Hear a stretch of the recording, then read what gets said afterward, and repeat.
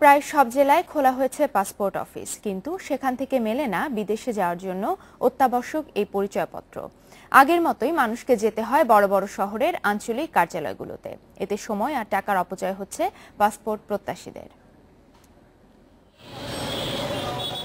নিজের শহরেই আছে অফিস, পাসপোর্টটা করে রাখতে সেখানে গিয়ে হতাশ হতে হয়েছে বাদল আর রতন কুমারকে। 2013 সালের মার্চে ঝিনাইদহ শহরে খোলা হয় পাসপোর্ট অফিসটি।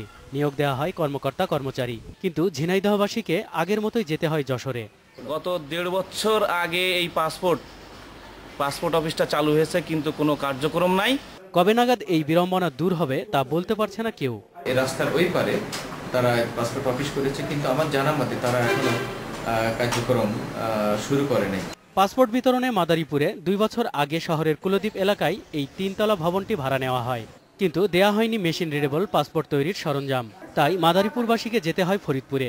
এতে খরচ লাগে বেশি, নষ্ট হয় সময়। আমাদের অনেক ভোগান্তি হচ্ছে। আমাদের যাইতে হয় গোপালগঞ্জে, নাই যাইতে হয় ঢাকা, নাই ফরিদপুর যেতে হয়, বিভিন্ন স্থানে যাই আমাদের হয়রানি হইতে হয়। জেলা প্রশাসক বলছেন এই ভোগান্তি মানুষকে সইতে হবে আরও 1 বছর। আশা করি আগামী বছর থেকে এলাকার জনগণ, জেলার জনগণ পাসপোর্টের সেবায় এটি জগন্ত করে। 2013 সালের মে মাসে লক্ষ্মীপুরে আঞ্চলিক অফিস খোলার পর সেখানে দেয়া হয় মেশিন রিডেবল পাসপোর্ট করার প্রয়োজনীয় মালামাল ও যন্ত্র, কিন্তু চালু হয়নি কার্যালয়টি। আগের মতোই লক্ষ্মীপুরবাসীকে যেতে হয় নোয়াখালীতে। মেশিন রিডেবল পাসপোর্টের যন্ত্রপাতি সেটা স্থাপনের কাজ সফলভাবে সম্পন্ন হয়েছে এবং আমরা প্রস্তুত।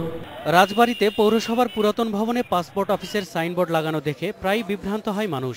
অন্য জেলা থেকে পাসপোর্ট করতে গেলে ফরিদপুরে পড়তে হয় হয়রানির মুখে।